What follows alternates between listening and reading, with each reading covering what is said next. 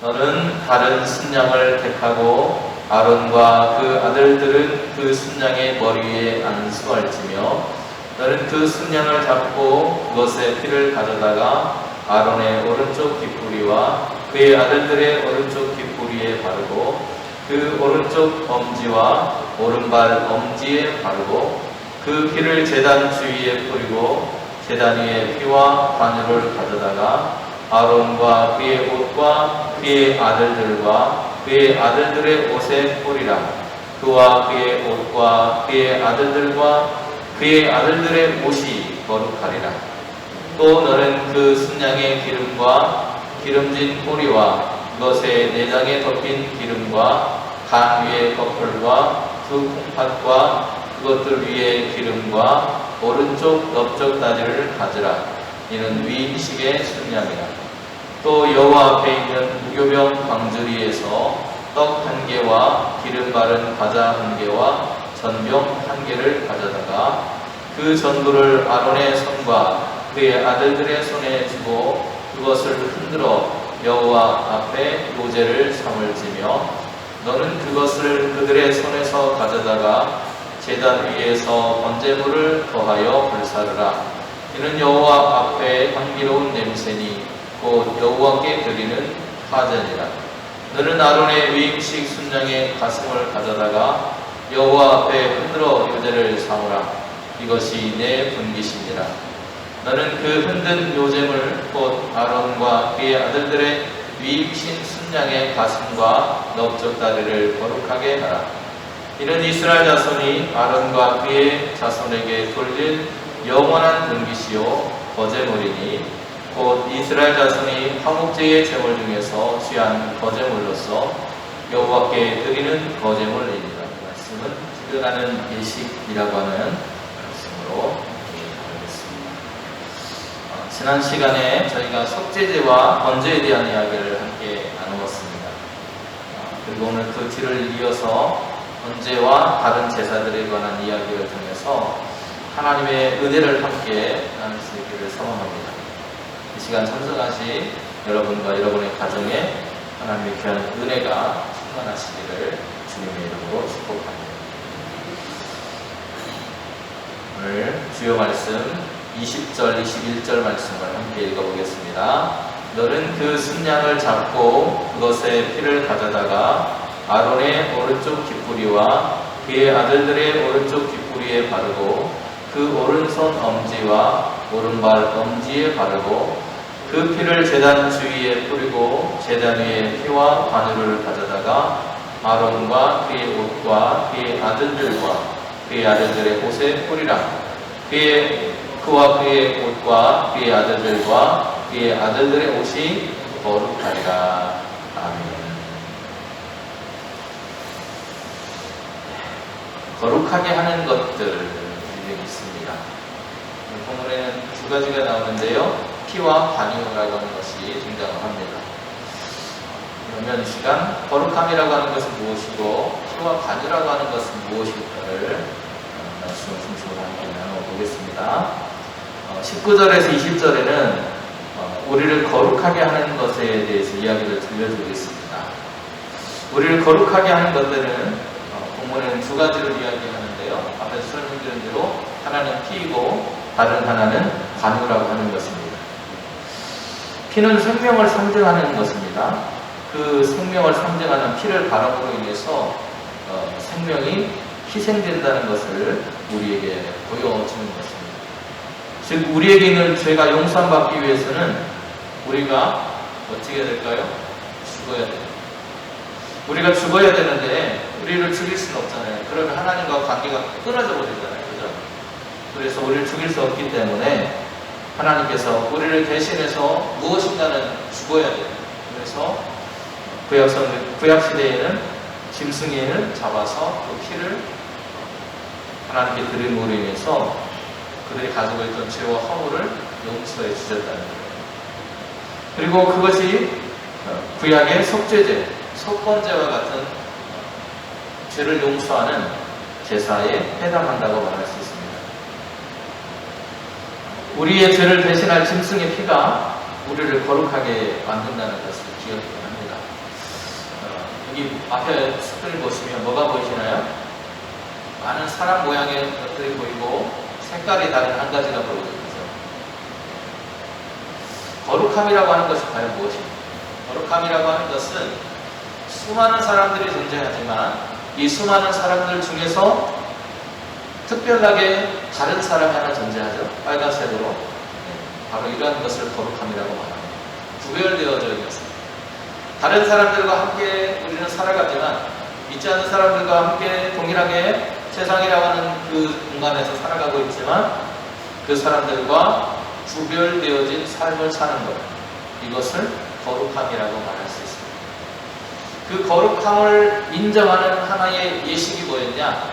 그게 바로 짐승을 잡아서 그 피를 바르는 것이었습니다. 속죄하는 것이었습니다. 세상 사람과 우리는 똑같이 죄를 짓고 살아갑니다. 그렇죠? 그런데 세상과 다른 이유는 뭐예요? 우리가 예수님의 보혈을 통해서 용서함 받은 사람이라는 거 하나가 다릅니다. 그 용서함 받은 사람으로 세상과 우리는 특별되어진 삶을 살게 되었다는 것. 바로 그것이 우리가 말하고 있는 거룩함이라고 하는 것입니다. 자, 우리를 죄를 대신할 짐승의 피가 우리를 거룩하게 만드는 것을 그렇기 때문에 우리는 기억해야 하는데요. 에베소서 1장 7절에서 그래서 우리에게 이렇게 알려줍니다. 우리는 그리스도 안에서 그의 은혜의 풍성함을 따라 그의 피로 말미암아 속량 곧 죄사함을 얻은 것이다. 우리가 대단해서가 아니라 예수 그리스도의 피를 통해서 우리 안에 있던 죄가 용서함 받고 속량, 대신 값을 치러졌기 때문에 이제 그 죄에 대해서 묻지 않고 우리의 죄값이 치러졌다라고 하는 이야기를 하고 있는 겁니다.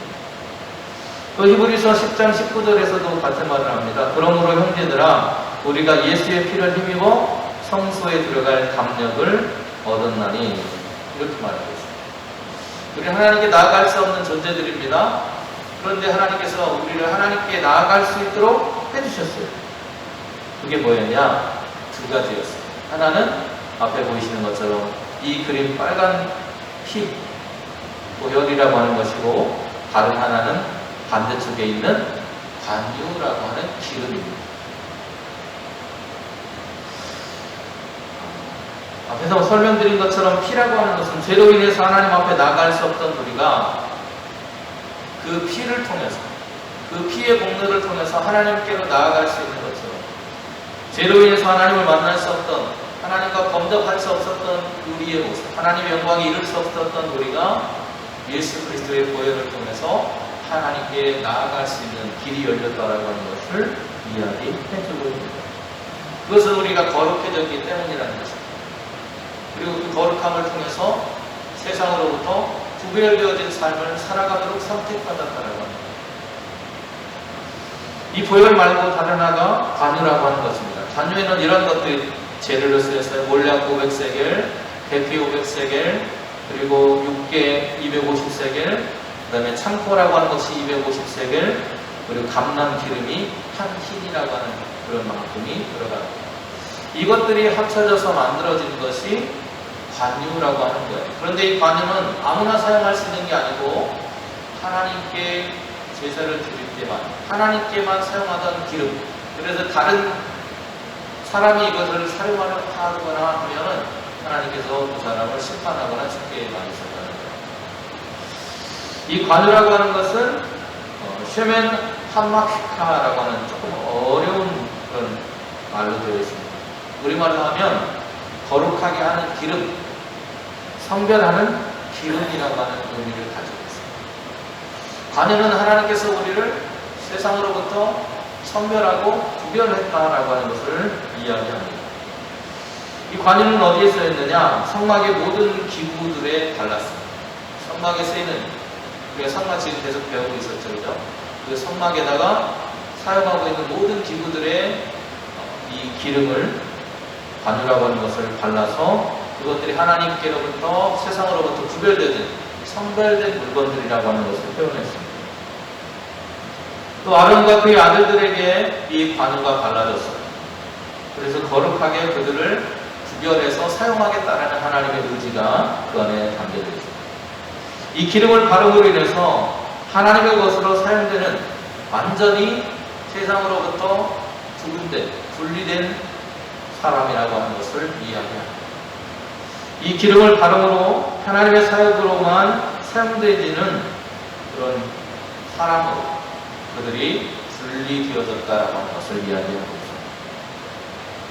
관유가 부어지듯이 오늘 우리에게도 하나님께서는 동일하게 우리를 거룩하게 하시는데, 과거에 관유가 부어졌다면 오늘 우리에게도 같은 기름이 부어지는데 어떤 기름이 부어지느냐? 성령의 기름이 부어집니다.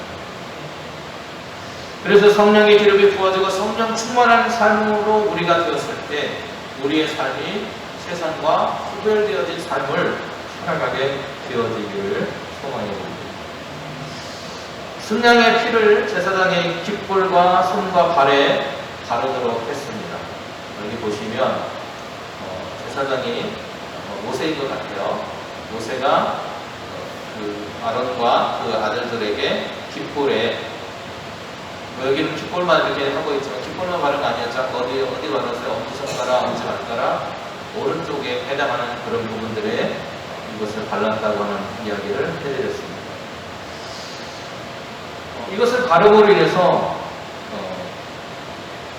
그들이 가지고 있는 귀, 그리고 그들의 손, 그리고 그들이 귀를 걷는 발이 구별되어졌습니다. 뿐만이 아니고 피 섞은 관유를 옷에 뿌림으로 인해서 그들의 몸 전체가 하나님께서 선별한 것이었다라고 하는 것을 표현했습니다. 이처럼 하나님은 우리를 제사장으로서 부르시면서 내 모든 지체를 거룩하게 구별하셨다. 그래서 내가 가진 귀, 내가 가진 손, 내가 가진 발, 눈, 입, 이 모든 것들이, 내 모든 삶이 하나님 앞에 구별되어지고 거룩해졌기 때문에 아무렇게나 사용하면 되는 것이 아니라 거룩한 일을 위해서 사용해야 됩니다. 그래서 우리 삶 자체가 거룩해져야 된다라고 하는 것이 바로 오늘 이 예식을 통해서 보여주고 있는 것입니다. 그리고 여호와 앞에 무교병 광주리가 있었다라고 하는 이야기를 오늘 본문은 하고 있습니다.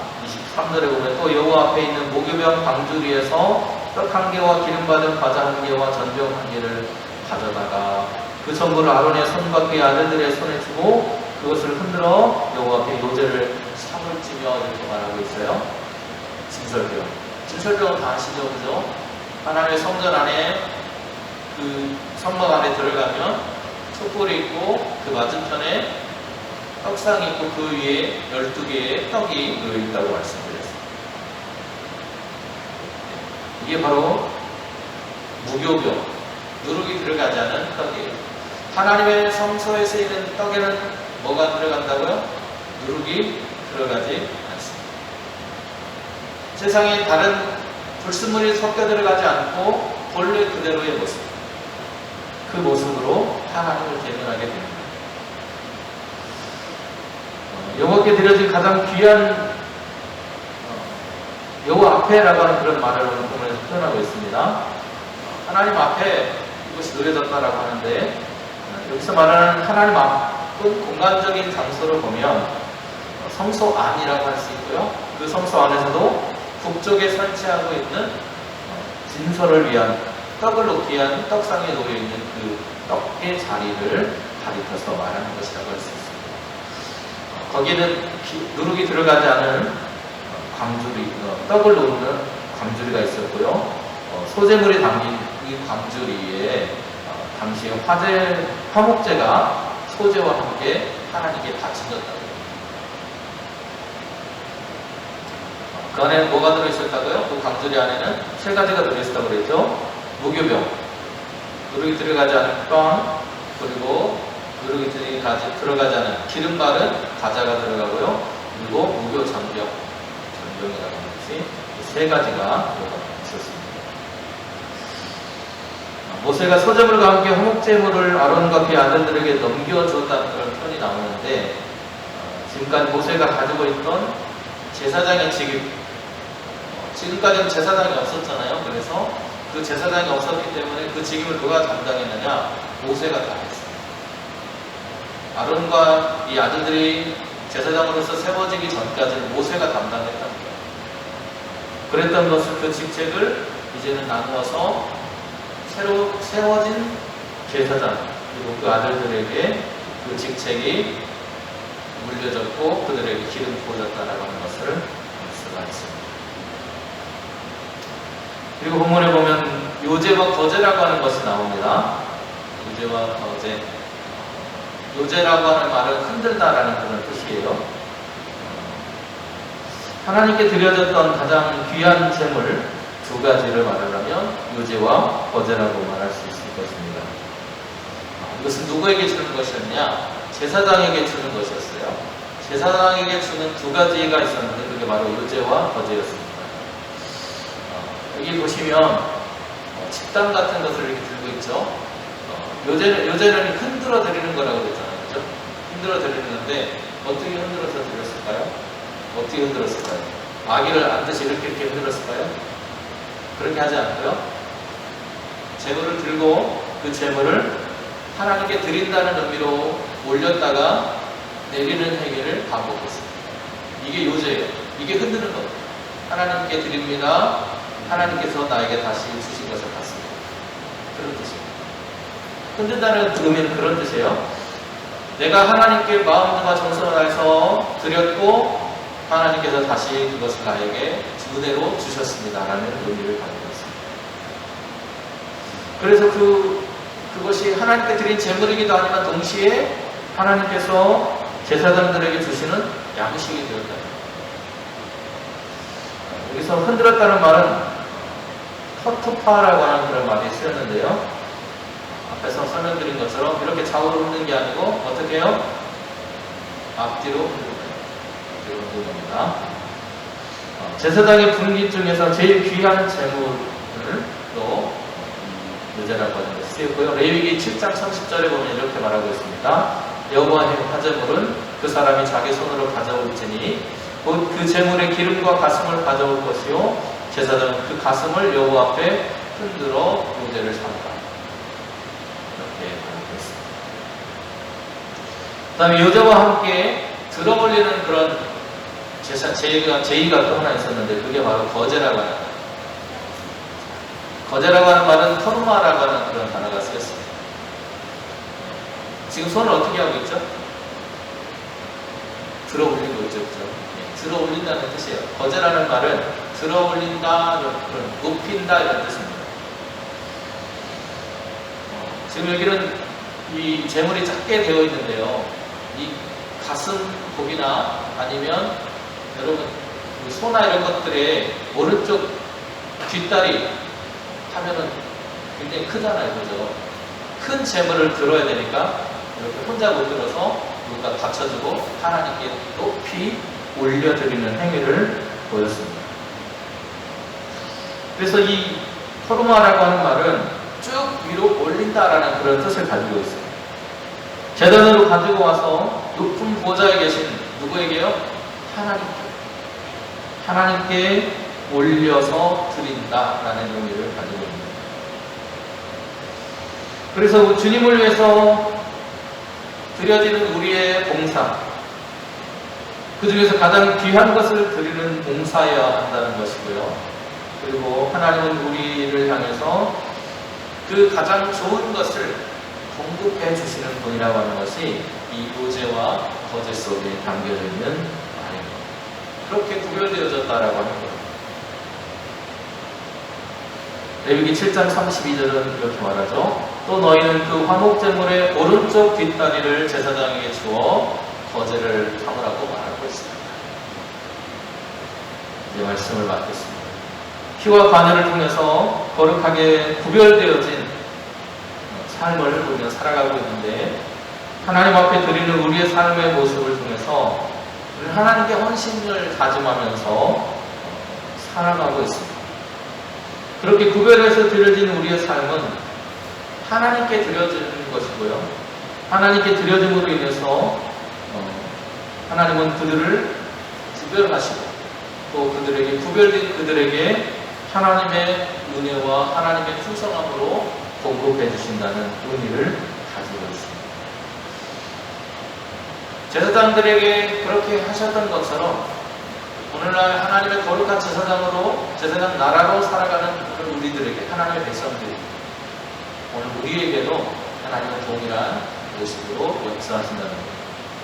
그래서 우리의 삶 또한 하나님 앞에 구별된 사람으로서 살아가야 되고 하나님의 풍성한 공급을 주시는 것을 구별된 사람으로 누리며 살아가시기를 주님의 이름으로 축원드립니다. 기도하시겠습니다. 오늘 오신 하나님 감사합니다. 오늘도 구별되어진 우리의 삶이 되기 위해 우리는 하나님 앞에 유죄와 거제를 드리고 하나님께 피와 관유를 통해서 구별되어진 우리의 모습을 표현했습니다. 하나님, 오늘 살아가는 저희들에게도 성령의 충만한 은혜를 부어주셔서 세상과 구별되어진 하나님의 백성으로서의 삶을 온전히 살아갈 수 있도록 도와주시고 그 구별된 삶을 살아갈 때 풍성하게 공급하시는 하나님의 은혜를 통해 우리의 삶이 풍성하도록 인도하여 주옵소서.